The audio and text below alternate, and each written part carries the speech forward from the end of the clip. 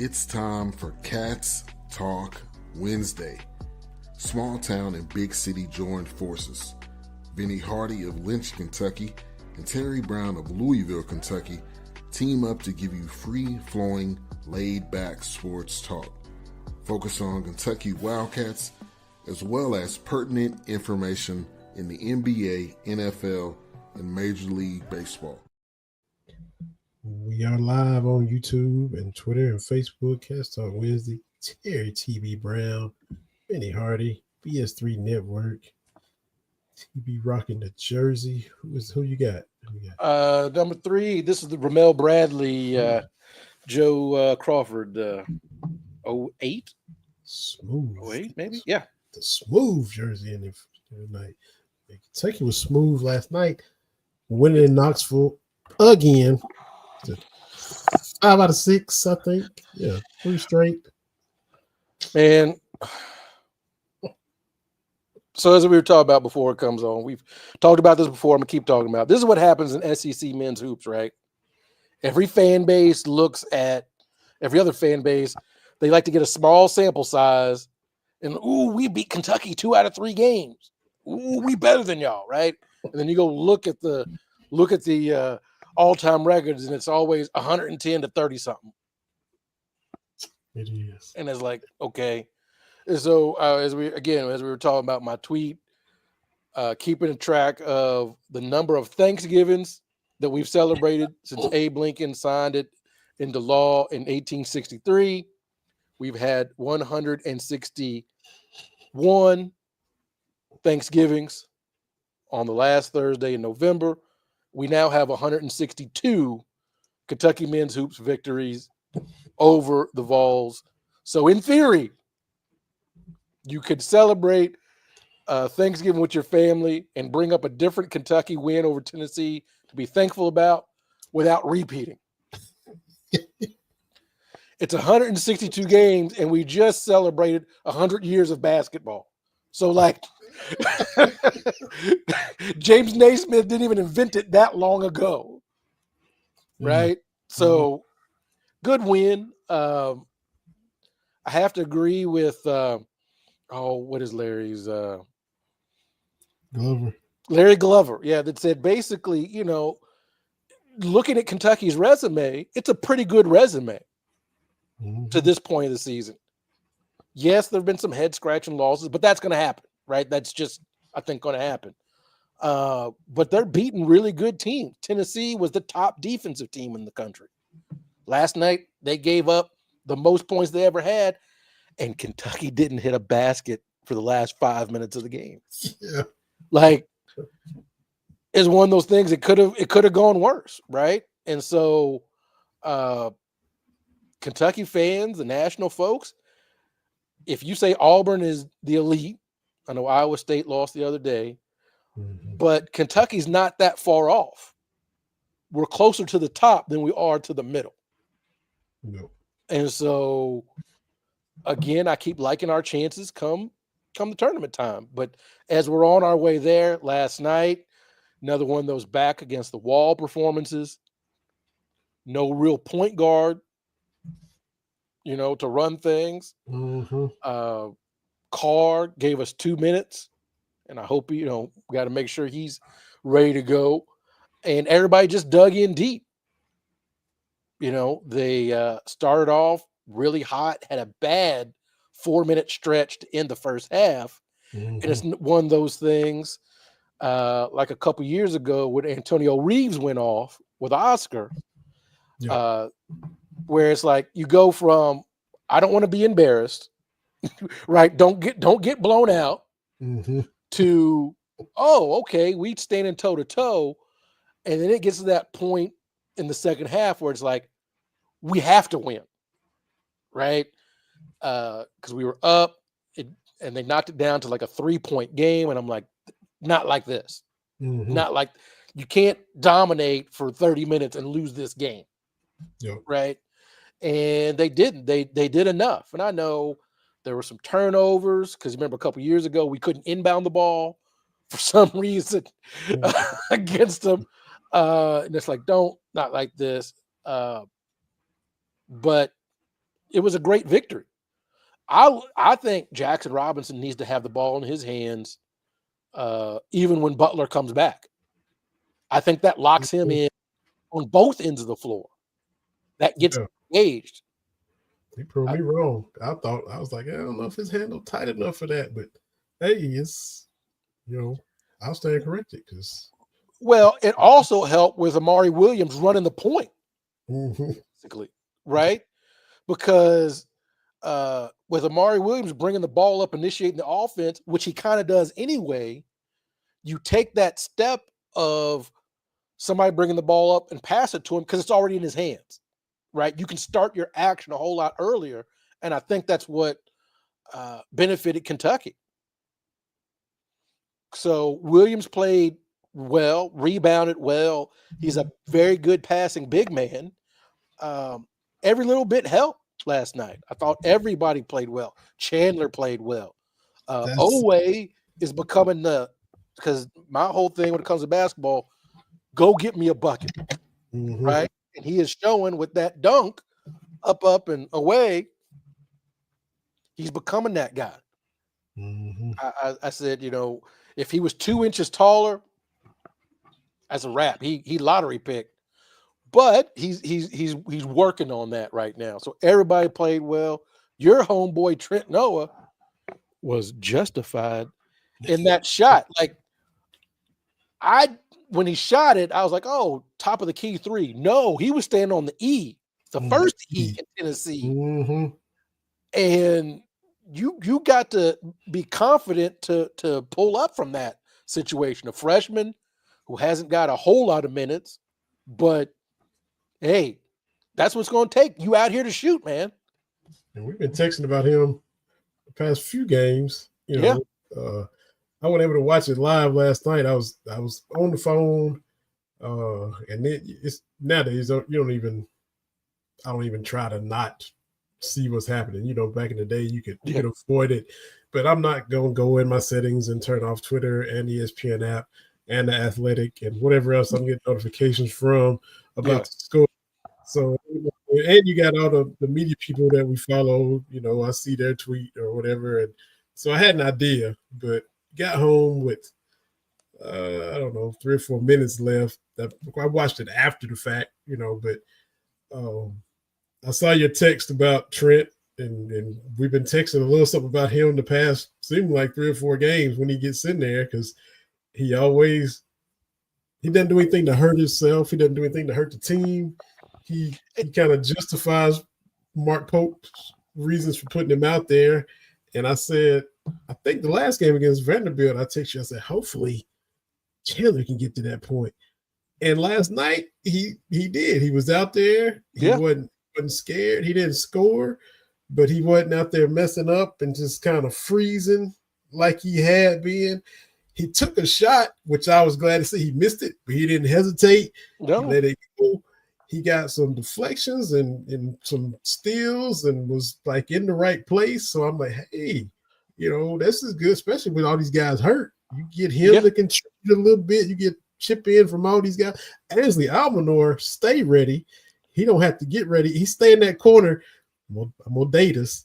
Like Bruce Bowen for the Spurs, that corner three. I was legit telling the wife, I'm trying to bringing her up to speed on basketball and different things like that. And I'm like, I literally told her about Bruce Bowen. Yeah. He just decided I'm going to be an expert at the corners and then like the 45-degree angle shots. Yeah. Stay opposite of the action, catch and shoot, right? The original 3D guy, right? Just I'm going to play extremely good defense. And when Timmy and them do their stuff, I'm over here. And that was the thing about Ansley last night. Like he hit 2 or 3, and then he's over there camped out in the corner in front of the Tennessee bench. And the ball reverses, and it's wide. It is wide open. That's easy money right there. And so sometimes when we talk about taking a team out of what they want to do, a lot of times in basketball, we think about getting a slow team to play fast, right? We think back, my exhibit A on that is the 96 team against LSU, right? Oh, you had 42 points in the first half. That's great because we up and down. We got 86, right? Like, we're going to make you play what you're not comfortable playing. And that's what Tennessee did last night. 44 3-pointers is not their game. At all. You know, and there's one of those things, if we could have rebounded a little bit better, Yes. then the game is different because they're not getting these extra possessions. A lot of the threes they hit were off the second or third rebound, right? Mhm. So, but they kept shooting, which played into our hands, Oh. right? And so Mhm. they did not lean into their advantages. We out-executed offense, Tennessee #1 defense. This is the most points they've given up this season. Nobody had shot, I think, above like 44%. We were 50% overall, 50% from three. Mhm. That's how you overcome lack of rebounding. That's how you overcome some of the turnovers that we had last night, right? So when Kentucky is executing on offense, really tough to beat. The Yeah. games that we've lost, we didn't execute on offense. The offense was stagnant. The ball wasn't moving. Mhm. And so if I'm Coach Pope, Coach Brooks, Coach Fox, I'm putting this Tennessee game on the we're gonna break down this film. You keep doing you. Because when you hit a couple of threes, they want to shoot a couple of threes, and they're not as good as you. Mhm. Right? That's what would happen. Couple of trips, couple of threes. There was a stretch there where I think like 7 or 8 of our first, couple of 9 or 10 shots were all threes that we hit. Mhm. We set the table. We set the tone. So good win. Always love beating the Vols. See some Vol fans not happy with the coach. They want to get Barnes out the paint.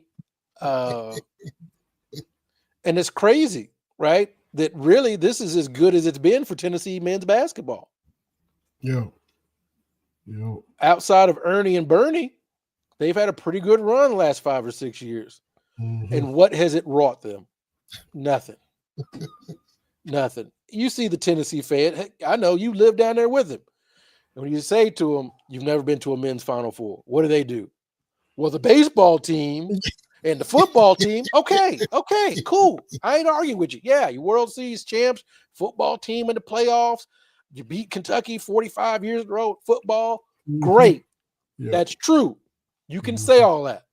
I'm also saying you've not participated in the men's Final Four in forever. And they're like, well, Kentucky bringing up old stuff. Our banners, the last Final Four banner is not 10 years old. Yo. Mhm. So what are we doing here? Mhm. Kentucky bringing up. I ain't talking about what we did in 1948. I'm talking about 2015 when Rihanna first came out. What are we doing? Like, what are we doing here? But Mhm. and in that one tweet, your boy Wes Rucker tweeted out a couple years ago comparing the 2019 Vols to the 1996 Cats. It was dumb when he tweeted it out I forgot because about that. that dude just looked at numbers and that was his takeaway. And it's like, I forgot about that. yeah, you can't look at numbers and do that, right? Like you can't just, well, if you look at what each player averaged, like, what are you talking about? Yeah, that's Like what 9, 10 guys off that team got more than a cup of coffee in the NBA. What are we talking about? Mhm. We could have gone 8 deep with those dudes. And any one of them could have averaged 20 points a game on a different team. Any one of them. Yeah. That GDDA. it was dumb when he said it. Swan Walker. Oh. And Yeah. Mercer didn't even Yeah. start. And Yeah. he probably had the longest career of anybody, him and Muhammad. Yeah. Mm-hmm. And this first big game is the 20 points in the championship game. Anyway, Great. I'm through with Tennessee. It's all, again, like I said at the top, it's always, we're 4-6 in the last 10 against Kentucky. And then you look at the rest of it, and it's like, oh, come on, man. Like Auburn too. I'm ready to play them. Yeah, when is that? Auburn went a quarter Where? century and only got one win against Kentucky. Come on, man. Like, what are we doing? Right? What are we doing? When did we play them? Let's see. March the 1st, and they come to Lexington. Okay. So we only play on that one time. All right. Yeah, that's one reason I don't like these super conferences, because yeah, we're going to get 10, 11 teams from the SEC, but we need home and home with these teams. Yeah, because we just got Alabama, Tennessee, and Vandy. That's it for the home and home, which Yeah. But good win for the Cats. I thought Brea looked really good last night, doing a little bit more than just shooting the three, giving them opportunity to put the ball on the deck a little bit. Owe, Williams, going back to Jackson Robinson. I love him being engaged, running that point a little bit, and just being confident with those shots, man. Get them up. Get them up. And then once they start getting up, with any good 3-point shooting team, that opens everything else up. Now you can drive and cut to the basket. Now you can do different things, and just a whole lot of action. I'm a fan. Good win as we get ready for Saturday's game, which I still can't believe game day's not coming. And so that has led to some chicken or egg debates. Is the Duke-Carolina rivalry that big, or is it only big because it's on ESPN and they talk about it nonstop? Like, I don't doubt it's a rivalry, but I think ESPN helps make it bigger. Yeah, no doubt. But that's just my 2 cents on that. But I think they missed not doing game day here. This whole Cal coming back thing, it's weird. Yes. It's going to be weird. And I got to agree with Matt Jones. Okay. I don't like people from outside of the Big Blue Nation chastising what we do on the inside of the Big Blue Nation. Like, I take these people to task because a lot of y'all out of pocket a lot of times. I'm out of pocket too. What I'm saying, I'm pointing at you, fingers pointing back at me. Yeah. But Kentucky fans, the Big Blue Nation, it is different. It just is. And so whatever people want to do on Saturday, do it. If I was there, I would not boo. As he comes in, as he gets introduced, but I can see people that might. I don't think I would either. But it is weird that an ex-coach is coming back that soon. Yeah. Because when Tubby left, he's up in Minnesota, he's at Memphis, paths not crossing. We didn't play Oklahoma State when Eddie Sutton left. And I don't even think we're going to play Division III Tarleton or wherever Billy G is. Right? That's right. So it is weird. Yeah. Because you usually don't see that. I can't think of, kind of some of these other high profile programs.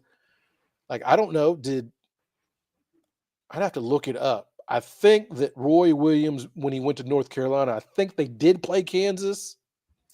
I think so. But like not at Kansas. But that would be the only, and I don't even consider them rivals. They're just two blue bloods, but I wouldn't consider those teams to be rivals. So it's a little weird. I don't even consider Arkansas really a rival. Right. Yeah. They had the potential to be a rival. Which is what I think a lot of people were banking on when they joined the SEC in the early 90s. We got somebody else that cares about basketball like we do. Because those first, 3-4 games, those are barn burners. Man. Those were just brutal. And with all that success that both programs had, 5 straight years, one of us is in the championship game, winning 3 total titles. Like that's high level basketball. And we got to see that on a regular basis. And then Arkansas fell off for 25 years. Couldn't sustain it, yeah. And so I wouldn't necessarily consider Arkansas a rival in that aspect of it. But look, I would not boo because I'm very thankful for what Cal did. And we need to be honest about that. Again, it didn't end the way we thought it was going to end or the way anybody wanted it to end. Yeah. But when you go up in the rup and you look at those rafters and you see this guy right above me, he made his mark on Kentucky basketball. And there was more to his tenure than just the ending. You know, everybody of course, the ending is the most recent thing. The ending is why he's not here. The ending is why he's in Arkansas. But if you can get past that, and some can't, some won't, some don't want to. But if you just get Danny Pendleton's on here, get that drone perspective and look down at all 15 years, on and off the court. Does he have an ego? Can he be, whatever? But is he a bad guy? Is he is he a felon? Is he, done these heinous things? No, he's not headbutted guys. We don't have a Neil Reed situation with Cal, stuff. I mean, and we talked, or maybe y'all talked throwing around the shots about how these coaches act a fool. And, Cal and Pitino have acted, and we talk about Dan Hurley, what he's been doing, but he's not committed murder and things of that nature. As far as looking at his overall contributions, the stuff he did off the court, West Liberty, Haiti, Western Kentucky, Eastern Kentucky. Every time there was a natural disaster, all of those things. Does he scream and ran a little too much in games? Can Mark Pope and Tony Dungy prove that you can win without that? Absolutely. But I wouldn't boo if I was there Saturday. People will. Would I clap? Would I cheer? I probably just chill and just look at the whole scene and what's going on in the arena, because it's gonna be something else. Like you said, it's weird. The vibe in there. We've been in there for games against nobodies. We've been in there for games against Kansas and North Carolina and Louisville, and so we already know the pulse in there is going to be something else Saturday night. There's going to be a lot of nerves. Yeah, and the benefit is that none of the Kentucky players have ties to Cal, really, right? Like they didn't play for him, because I think that would be weird for them. But it's just, that's what I like about these guys. It's just another game, in as much as just do what you got to do. I would be worried about the DJ Wagners and Thiero trying to do a little too much. Yeah. Even Z, if you get out there. Yeah. So it's going to be a fun game to watch. I'm excited. Have to do my cleaning a little bit later on in the day. See, I think, and going back to, like I said, I didn't watch it live. Well, I came in and caught the last 3 minutes when they got 15 offensive rebounds and shot, just kept chucking up threes. And I think Lanier hit a 3 and cut it to 1. And I thought, I just walked in the door. Do I need to turn it off?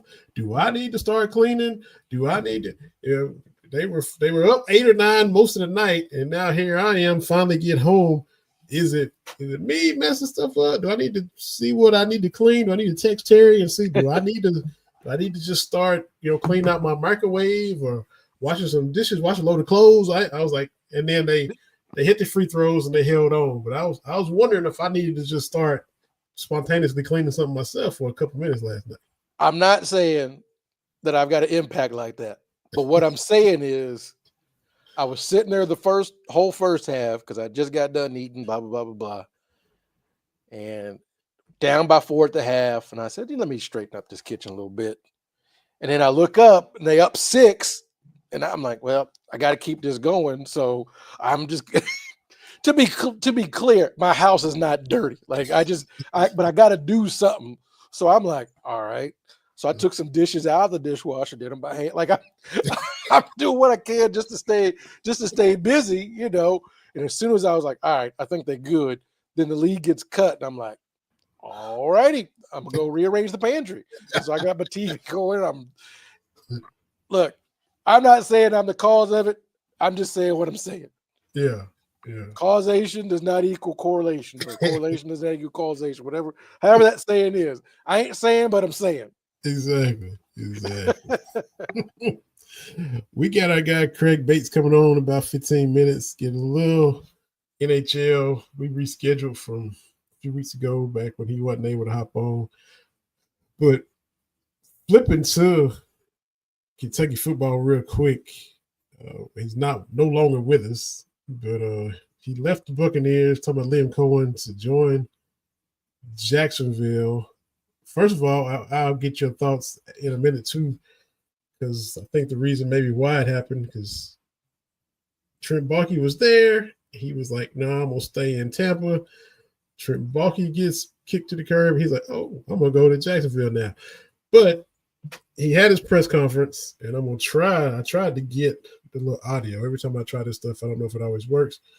But everybody got their little thing. Y'all got y'all's faithful to the Bay, and we got the Cowboys, and Jacksonville, and until the league makes them move to London or Berlin or something, they're in Duval County, Florida. Even if you don't care nothing about them, you probably heard somebody go Duval, because that's their thing. That's where they are. They're proud of Duval County. So Liam Cohen is up there. Everybody's saying it. And I'm going to just try to see if it'll pick up. Duval. So, your thoughts. Now, he might go 12-5 next year. Who knows? But as of right now, that his first Duval is coaching the Jags. Ugh. A couple of things about Liam Cohen, this whole thing. Number one, I know Trent Baalke well. Okay. As a GM. He was GM with the 49ers.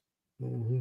And his issue was when we had Harbaugh, went to that Super Bowl, went to those 3 straight NFC championship games, he thought he should get all the praise for it. And was very antagonistic to Harbaugh. That's why Harbaugh left. Okay. And then, so he goes down to Jacksonville. They had that success because they beat the Chargers in that one playoff game a couple years ago. Oh, yeah. And so, as I follow a lot of San Francisco writers, basically, Baalke's thing is he cozies up to the owner and lets the owner know, oh, you'd be in the Super Bowl if it wasn't for like everybody else but me and you. That's just get down. So then again, you'd be in the Super Bowl if it wasn't for the coach. We need to get the right coach in here, and that so we get a lot of coach. We need to get the right players in here. But the players he picks aren't good picks. Like that's the thing. So he cozies up to the owners. He throws the coaches under the bus, and I don't blame Cohen for being like, I'm not working with that guy. Okay. Mm-hmm. And then they get rid of Baalke, and then he's like, all right, cool. That's exactly the way it looked like, because he was like, like, okay, right. And honestly, I think it works best. New coach, new GM. Mm-hmm. I think that just works the best. Everybody comes in like that. I think that just works out. That's what the Cowboys aren't going to do that, because we're going to go. We're going to get to those Cowboys. Schottenheimer and Jerry, but anyway. But does Liam Cohen handle these exits and negotiations in a manner different than I think I would? Yes. However, my thing is be good enough that people are fighting over you.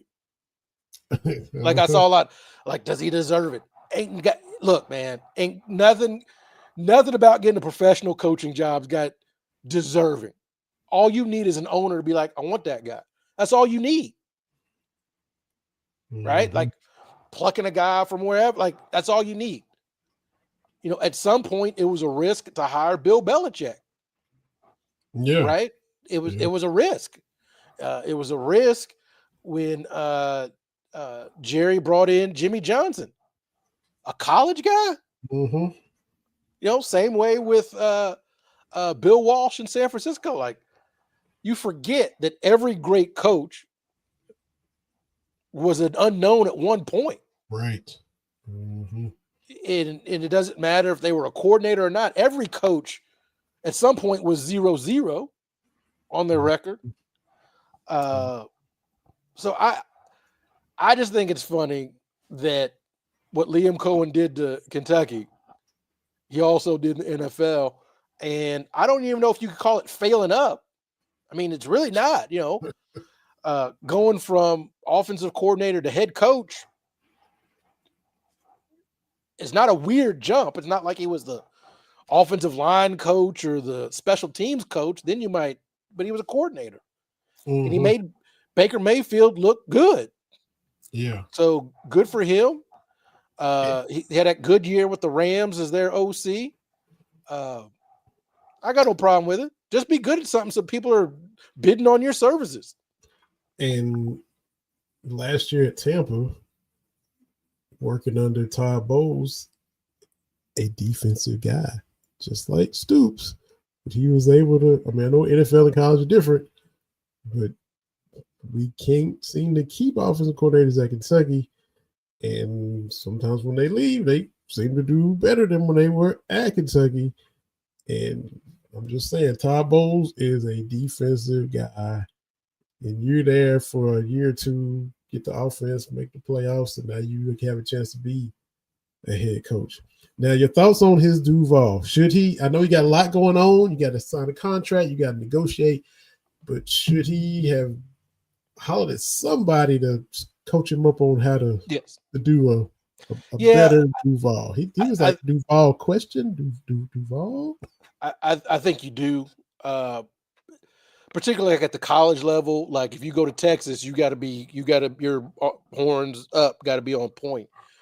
Little brother, you got to throw I don't even know how you do it. I'm not going to do it because I don't want nobody screenshot me throwing the L's up. I throw the L's down, right? But yeah, you should be able to know whatever that fan base's thing is, right? Yeah. Like you should know that. You should be faithful to the Bay. You should, whatever it is, you should know about that. One would think. Yeah. So that's what you can't show up to coach the Cubs and be like, "What's that growing on the outfield wall? What is that?" Like you can't do that. Yeah. Or work for the Yankees and have no working knowledge of anybody in their the Memorial Garden or whatever they call it. Monument Park. Monument Park. There you go. Or you go to Boston. That left field wall is weird looking, right? Is that so? I just think you need to familiarize yourself a little bit. It would be like a coach coming to coach anything in Kentucky and not knowing what BBN stood for. Yeah. Mm-hmm. So you would think when you hire somebody, right, that they would, okay, this is what you got to do. Practice it. Practice a little bit. It's just 2 syllables. And look, two movies that you're gonna think that I even know about. He clearly put the wrong emphasis on the wrong syllable in that situation. And I think is liar. He came off sounding like the stepdad that tried to follow Jim Carrey because he's like, the claw. Oh, it didn't work. The claw. Yeah. And the little boy was like, that's not how my dad does it. And just please stop. Yes. So yes. So, absolutely. That's all right. I'm not going to try to talk any more movies because I'm 2 for 2 right now.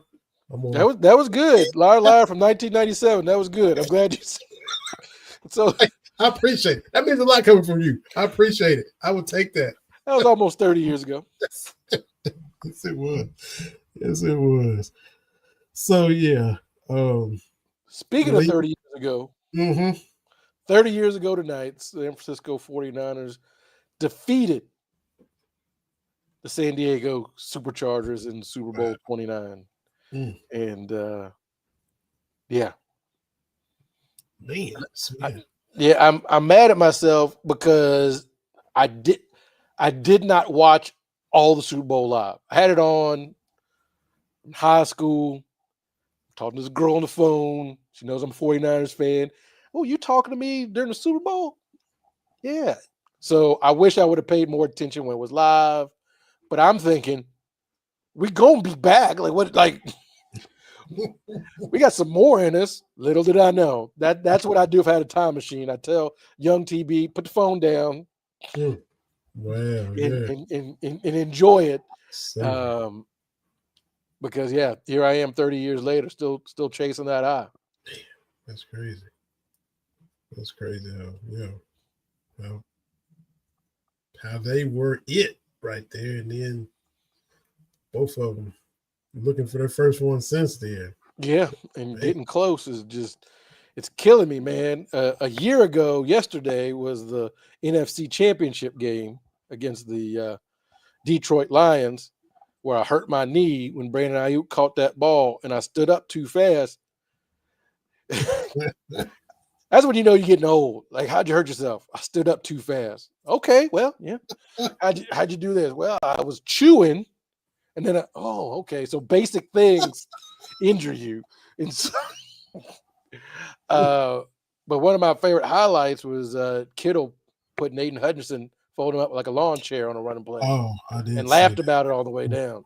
I saw that. Yeah, because did he talk about did he tell him it's gonna look bad on film too? I don't know. Well, because what did Hutchinson say? He said something about matriculation or something like that. He's like, "You went to Michigan, I went to Iowa. I don't know." Yeah. That's right. College Sportscast. Yeah. Hello. John, what's going on, John? Hammond's writing articles for everybody. We see you, John. Yeah. Writing all your articles, and you and Brad doing all your absolutely. Yes, sir.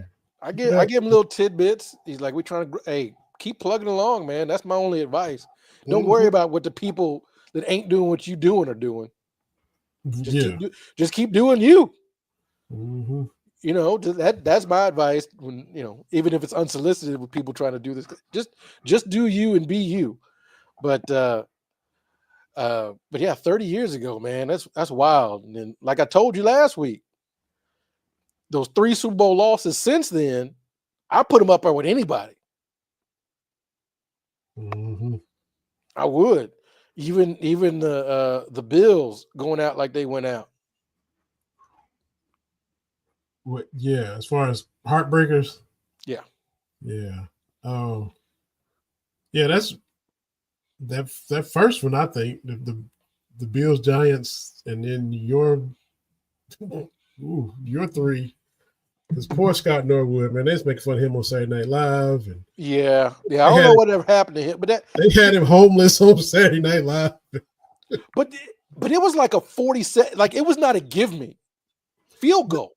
And back then, now it seems like these dudes make everything. Yeah, everything 45 and in, but that was different way back when. Like it was almost like he was kicking it straight on, like Otto Graham and those stuff. Like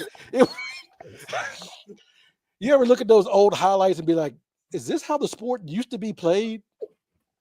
Like the pads was different. Like the shoulder pads and the big pads.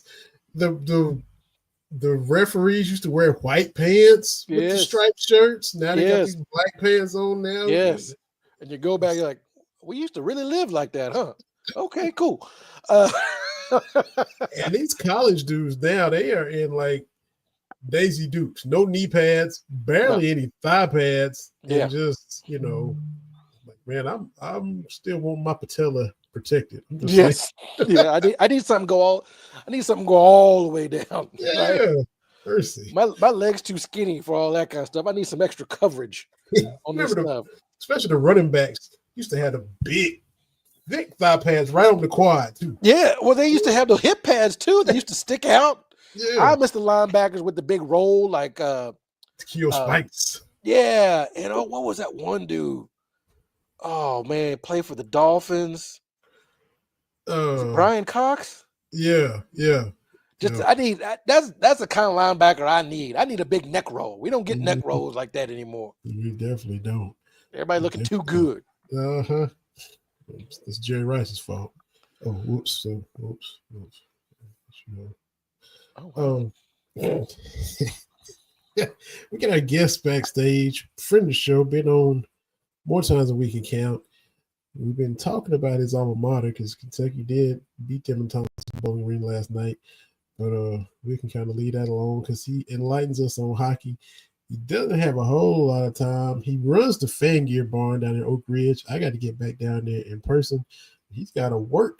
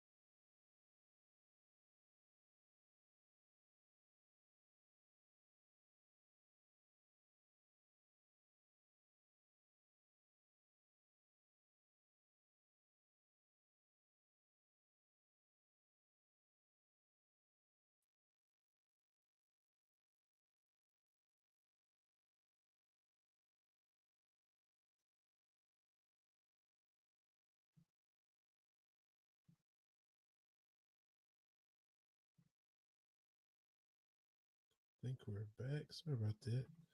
Go ahead and bring Chris in here.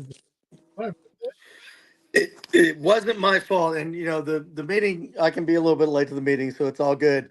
Now we're missing TB, and I was like, we were getting ready to talk about neck rolls, and I said Bill Romanowski 3 times, and all of a sudden everything went down. So Let me text him the link back. And I think it's my fault. I believe it is. I had my charger here, hadn't plugged it in, and I think the battery just went and so well, you that'll remember last time Jenny and I got stuck in a flood. So I mean, as long as it's not a plague of locusts, I'm fine with that. We've had everything else so far. So So how are y'all and how's your mother-in-law and you she's she's okay. Jenny's been doing wonderful work to kind of help her get out of the hospital and get up and moving, and her dad, helping out with her dad, and I'm just doing whatever I can to help. But we're hopefully getting on the mending side. But yeah, this is what the 29th, and we've been dealing with this since New Year's Eve. So I'm ready to. We're ready for her to start feeling better soon. And TB, you just missed me. I said Bill Romanowski 3 times, and I think that's what did it.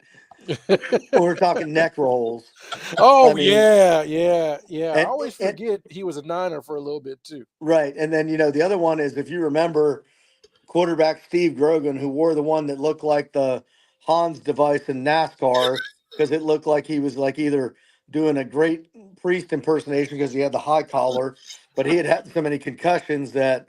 But Yeah. yeah, I mean, you want me to throw some old school names at you because I'm old? Steve Entman, Howie Long, Ray yeah, Lewis when he was in college wore one with the Oh, Hurricanes. right. yeah, Yeah. So Which yeah, the Hurricanes, I've got to find a way to watch the 30 for 30 because I've been breaking down just what Miami was to my wife that doesn't know that kind of stuff. I'm like, right. the Hurricane teams were crazy, Oh right? yeah, Like oh yeah, it deserved two 30 for 30s. That's how ridiculous they were, right? oh Because absolutely. I brought up to speed on G Reg. Y'all can Google that on your own. G Reg and the seventh floor crew, right? I don't want the censors to come after me, but Then I totally get it. And that dude was whenever I crazy. think, yeah, whenever I think about modern day I remember that brawl that they had with Florida Atlantic, when Ned was out there with his crutches trying to whack people upside the head from Florida Atlantic. He became the hero for everyone that didn't like the old days of the U. But I mean, yeah, you talk about there was some interesting characters, and the Boz wore a neck roll, and you mm, know, if I went back 30 or so years, 40 or so years, and I said, "Hey, Brian Bosworth's still going to be around, but he's now the sheriff of Dr. Pepperville," I think people would have been like, "Yeah, yeah, I know you've been hitting the head a lot, Craig, but geez, Dr. Pepperville or Fansville or whatever it's called, Yeah, yeah." that's his But thing. Well, the he's not Stone. He was the original Stone Cold or something cold in the movie, right? Am I making that Right. up? Yeah. It was. Oh Yeah, God. It was. All I can think about with the Bosworth movie is when they did Major League Two, and they switched out to Omar Epps in the second one from the first one, and he had done some movie with Bosworth, and I can't tell the lines of that which one was real and which one wasn't, but yeah, I mean when you're talking about some of the in the late '90s, late '80s, when hey, let's everybody get an action movie. yes. I the fact that Tony Mandarich never got one, even though he was on all the roids. I mean, seriously, he could have been the next one that he could have said 2 words, big beef, and then that could have been his kill line. Who knows? So, And don't forget Howie Long is the firefighter.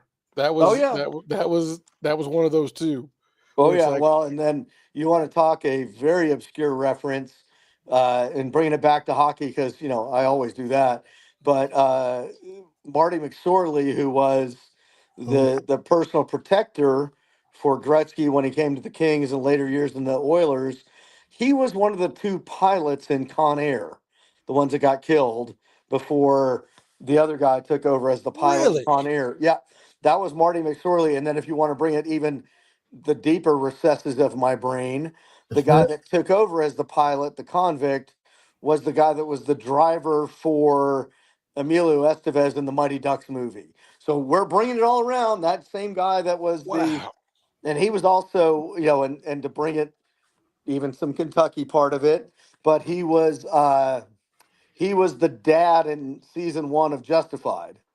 Walton Goggins, Boyd Crowder's dad, was the same guy that was the pilot in Con Air and was the Minnesota limo driver for Emilio Estevez in The Mighty Ducks.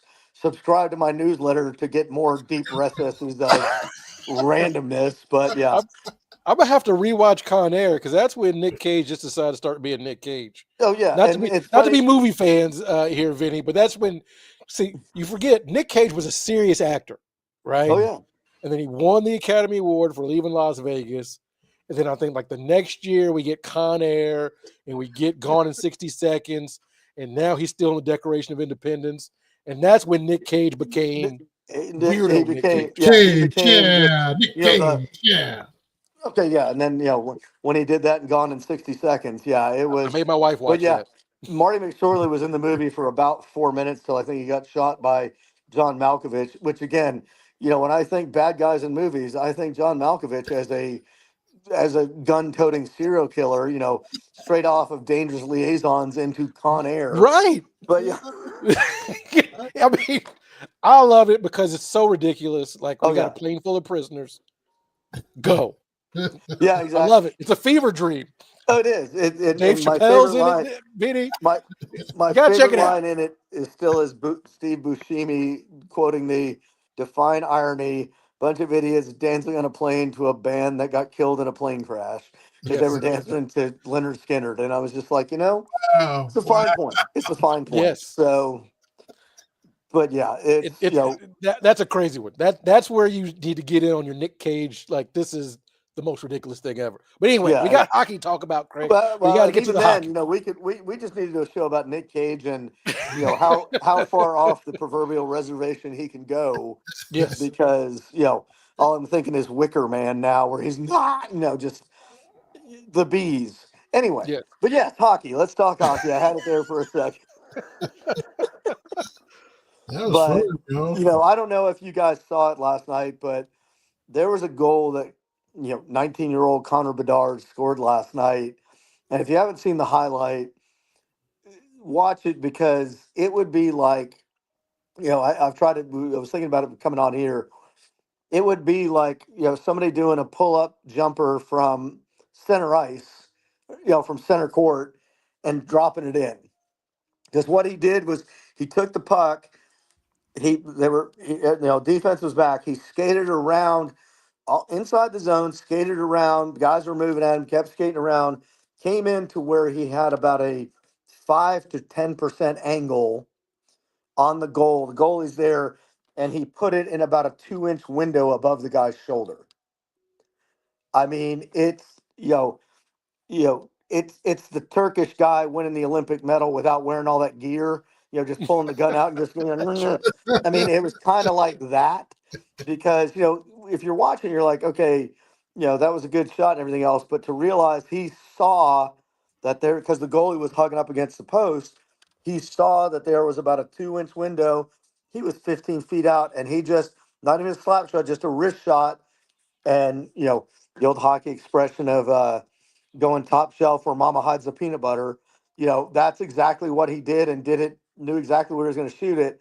And for a 19-year-old kid to do that, in the NHL now in his second year, you're just sitting there going, how did he? I watch NFL, NBA, NCAA, everything else, and you see guys do things that kind of defy description, and that's not a spectacular play as far as a bobbling catch in the end zone, guy pulling a fall away three, but the fact that he looked up and made the decision that, I can shoot it in this window that's maybe an inch on either side of where the size of the puck is. Oh,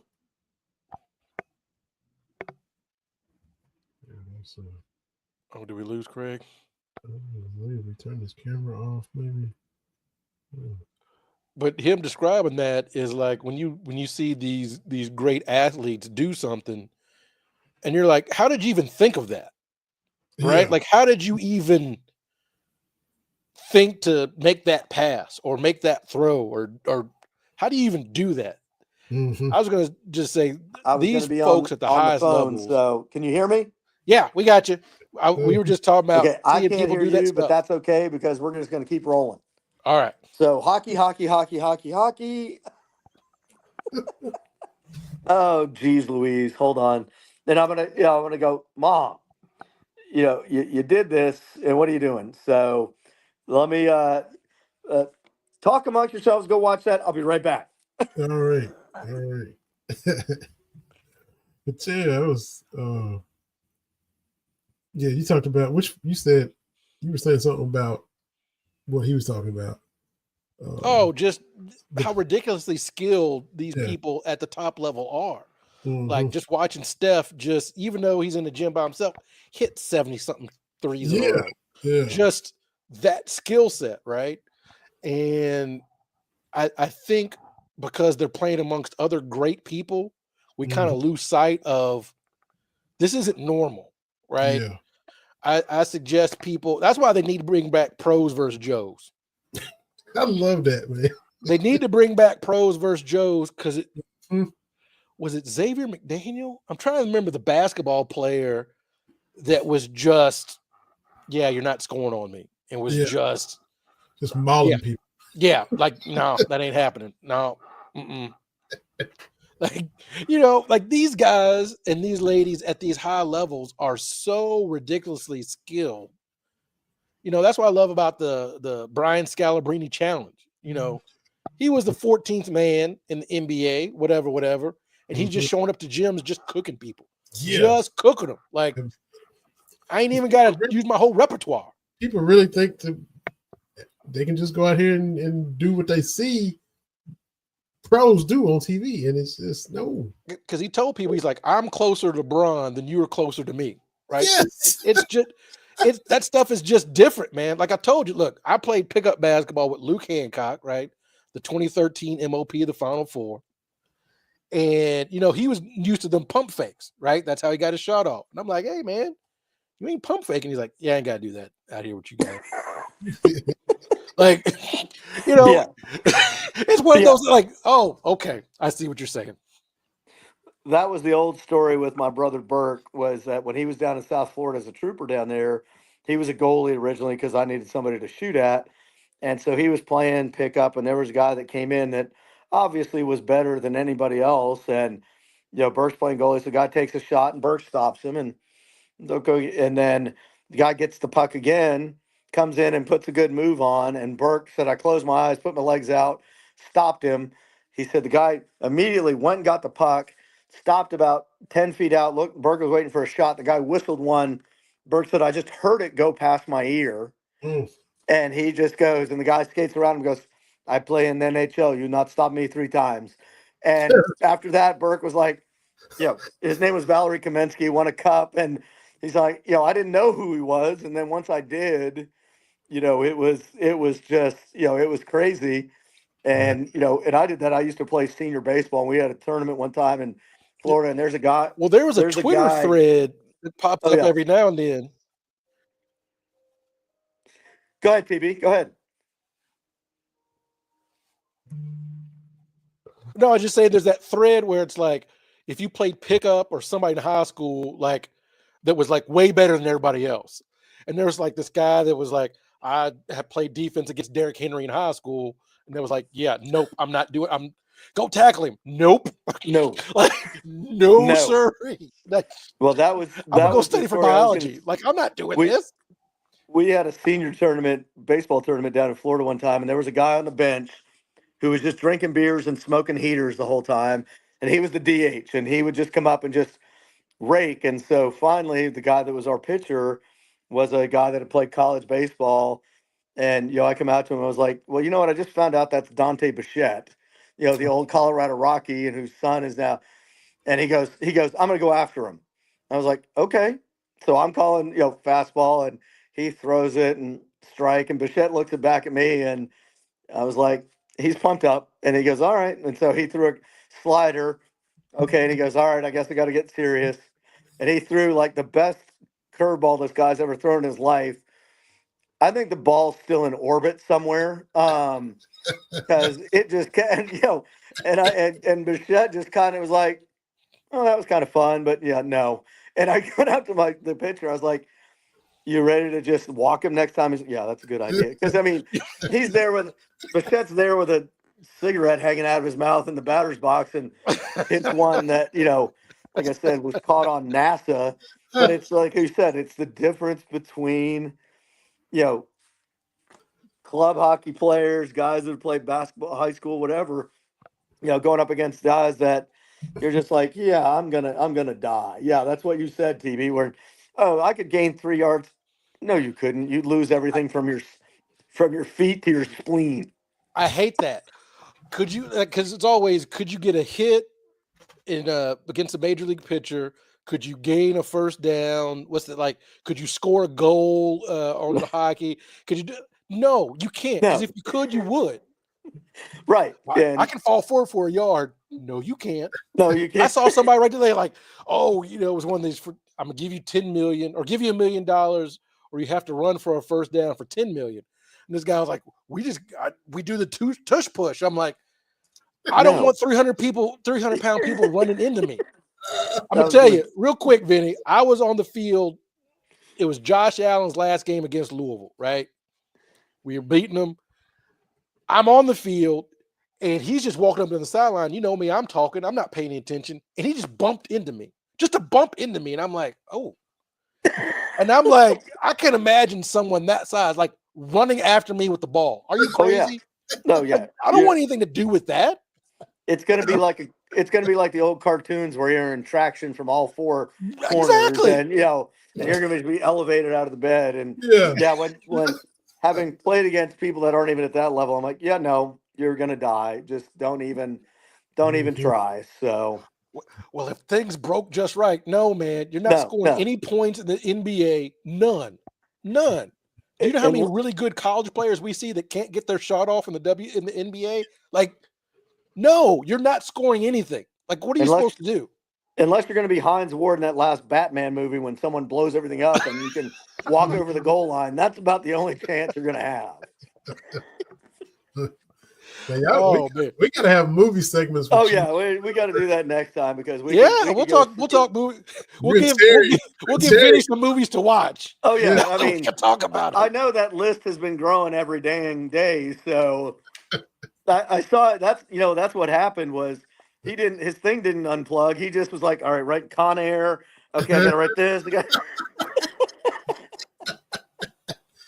All right, y'all figure me out. So one of the things I was going to talk about to get you guys going back to hockey again. So I don't know if you saw it. The Phoenix Coyotes now in Utah. Mm-hmm. They're the Utah Hockey Club. I was going to ask you about that. So and it came out today that they got denied their trademark for Yetis. Okay. So they are now coming out with 3 options that fans can vote on.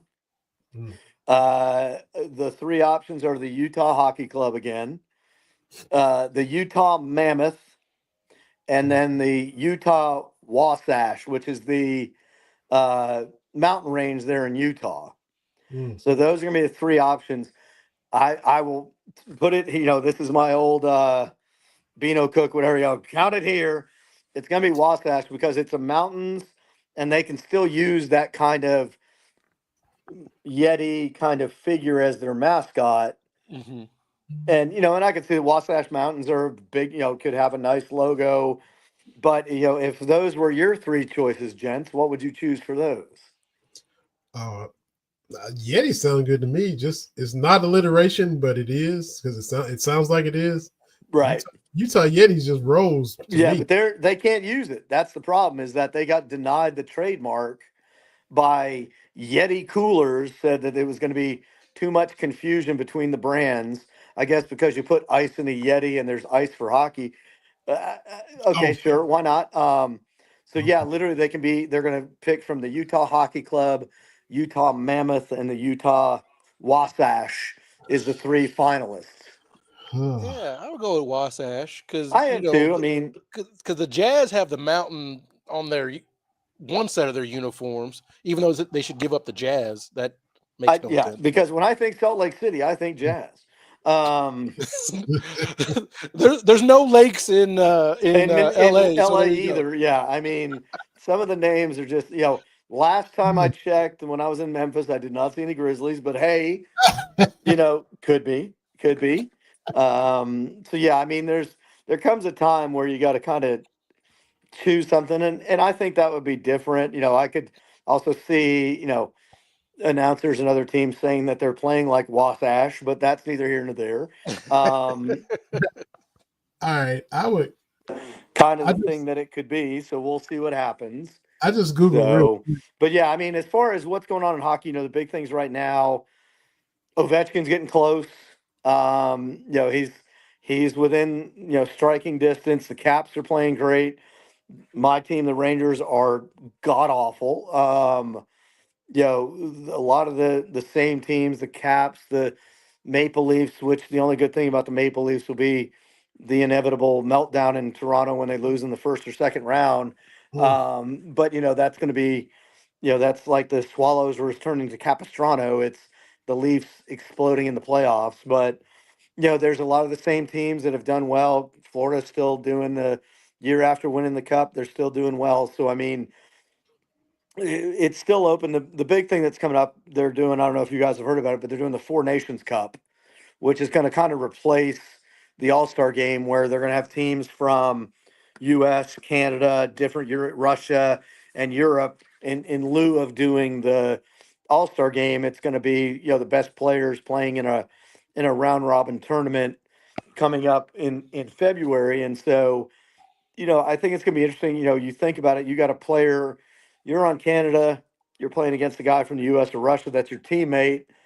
Are you really going to kind of play him as hard as you might? But that's where it comes into are you Canadian first and NHL second, USA first, NHL second? It's going to be interesting to see how it actually plays out. But right now, from a hockey standpoint, the other big thing is there's been a lot of big name trades early. The trade deadline's not till end of February, almost March, and Teravainen got traded from Colorado. So there's a lot more players and teams kind of going for it a little bit earlier this year.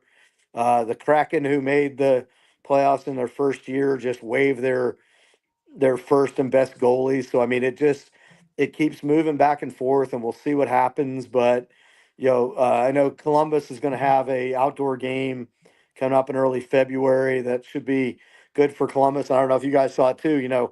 Next year there's going to be 2 outdoor games in Florida. That should be interesting. Yeah, I Miami and saw Tampa that. Bay. Miami's going to play at the Marlins Stadium. Tampa's going to play at Raymond James. So we'll see how well the Ice Gurus from the NHL, they've proved they could do it in LA. Um, I'm just, I'm just waiting for someone's elderly grandmother to drive onto the rink there in Miami somewhere. But that's just, that may or may not happen. We'll see. But that's the old Dave Barry line about the first Miami Grand Prix was won by Miss Sadie Horowitz driving an '83 Cadillac with her left turn signal on.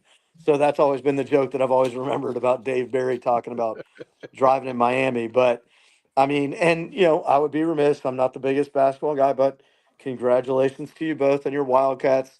I found out about it this morning, and I was like, I'm not. I am the outlier here and the hockey guy with my basketball gurus. But congratulations on the win. Like I said, I always tell people, wake me up when it gets to March Madness, because you know that's how it is. And one of the things I was going to tell you guys that I noticed that I had at the store, you'll get the particular joke about humor of this. I was going through some stuff and realized one of the things that I had was a 2017 Gonzaga National Champions shirt. Yeah, it's not right. Usually that winds up somewhere else. So I Yeah, don't know What yeah. third how it world wound country up in did my you get store, that but it's from? there. Oh man. All right, all Oh, right. man. Yeah. Well, I mean, I probably won't buy Well, that and guess shirt. what? I'm getting the whole Beano Cook thing again, because you can hear me, but I can't hear you. And every time I said that since the first time I've been on, Beano Cook's ghost has come back because I can't hear you guys. And tell Fowler I can hear him. I can hear him. Yes, sir. Yes, sir. We enjoyed having you, man. I know you can't hear us, but appreciate you. Appreciate you taking the time to hop on. I know you gotta get on a phone call, but we always appreciate I was you. going to say, I'm trying to read lips, and I'm just like, oh, thank you. Oh, yeah, it would just be bad. Thank you, TB. It's the guy that's been hitting the head a lot. The easy symbols are good for me. And let's figure out a time where we can just have Vinny listen to us talk about movies and how Yes. deeply we can sub-reference things, because that could take up a whole show. I mean, honest to God, it could take Yes. up a whole show. Yeah. Now I got to So, watch. Now I got to watch Gone in 60. all right, Not I Gone love you with guys. Con Be Air. safe. All Give the right. best to the families. Always a pleasure. Always going to be something like this happening. But hey, you guys are family. I love you guys. Be safe. Stay warm. And talk to you soon. Sounds good. Appreciate you, Bye, Craig. Craig. Craig Bates, fangearbond.com. Appreciate Yeah, it. man. It's, Always good to have Craig on. I'm gonna go back down there like I did. It's been a little minute since I've been down, but um, I won't buy that Gonzaga 2017 National Championship shirt. I'll leave that on his shelf. But I'll make me some purchases of some other items, just like you order stuff and get stuff sent and all that. I Well, went because there and he got some. always drops in a little something. TB, I got this. Like, man, what size is it? Oh man, yeah. So there you go. Absolutely. And I guess since you couldn't, going back to the Utah thing, you can't use Yetis. I just Googled real fast, what is Utah famous for or known for? And it said arches in the state park. So I would go Utah arches. I don't know. That's probably corny too, but that's the best I can do for them right now. Well, I mean, we're almost running out of names. Like some of the best names already taken, even though there's a lot of them, particularly in baseball, because it's been around forever. Like, what is an athletic? What is that even supposed to mean? And like all these teams named after socks, the Reds, the Red Sox, the White Sox. Like, what are we doing? Yeah. I don't know, man. What exactly is a Dodger? Some good questions. But Dallas Cowboys works. Mm-hmm. Houston Texans seems a little lazy. Yeah. Philadelphia Phillies is really lazy. So yeah, I'm glad I don't have to come up with mascots because it seems like all the good ones are gone. Yeah. That's it. That's it.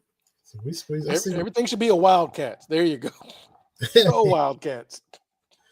Memphis Spence got in the comments. So I don't know okay. when, but we got to get him back on here anyway. I got to reach out and get him back on because it's always a fun guest.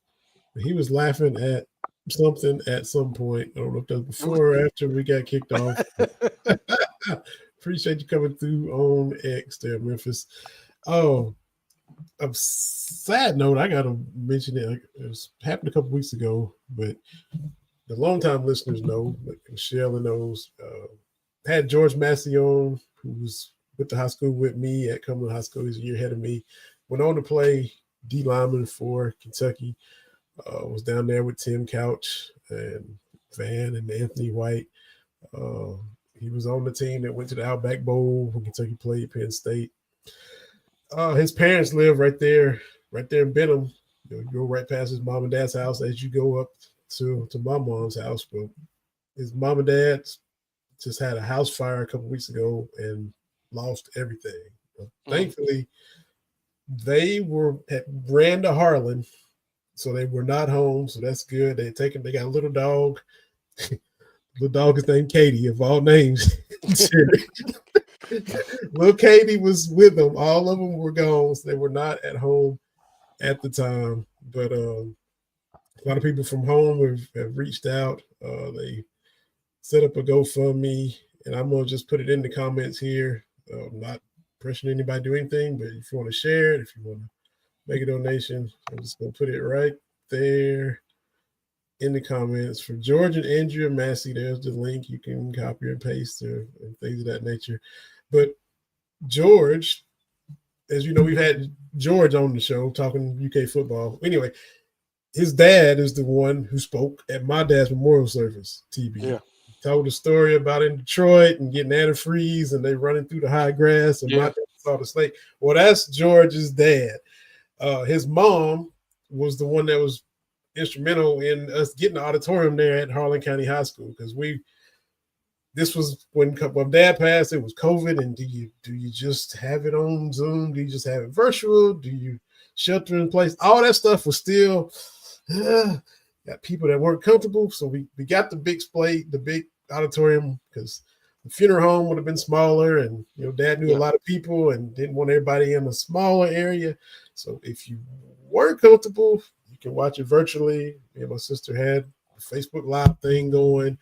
Or you could go to the auditorium. You came, and it was a lot of room for people to kind of spread out. So Andrea, we all call her Drina. Andrea was instrumental in us getting the auditorium there at Harlan County High School. So just been friends of the family forever, and just hate that this has happened. Thankfully, they weren't there, but hate that they had to go through what they're going through. So just wanted to pop that up there and let everybody know that I was thinking about them.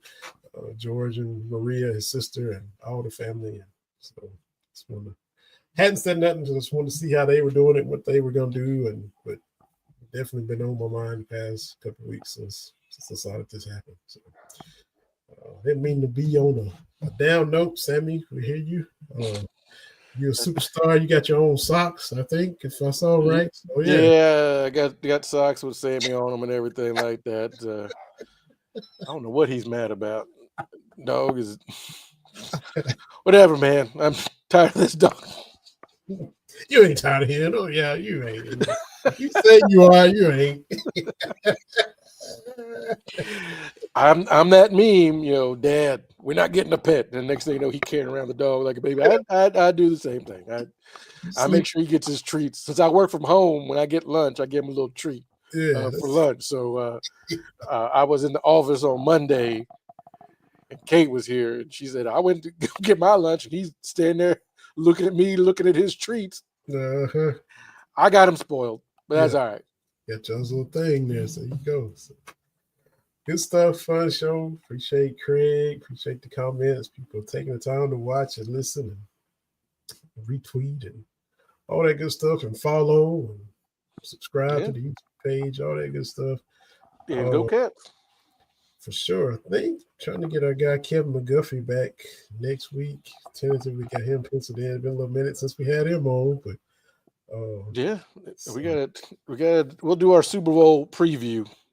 Yeah, because it'll be week of for sure. I think our BS3 Network guys, Ben and Doc, will be in New Orleans at Radio Row again. I do believe they're going to cover it. I think it'll be the third year in a row. So that's big things for the network. So them for heading down to Nowlands next week. So y'all probably already know how I'm leaning and hoping, but we'll talk about all that next week when it's actually Super Bowl week.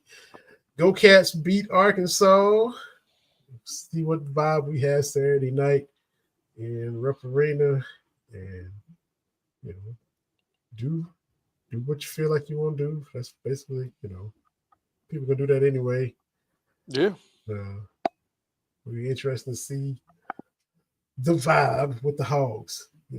It seems so far away, and now here it is already time for February 1st. And already February, man. That's crazy. Absolutely. So y'all be good. Stay safe. Yes, sir. Yeah. We'll do it. We'll catch everybody next week on Cats Talk Wednesday on the BS3 Network. See y'all later on now.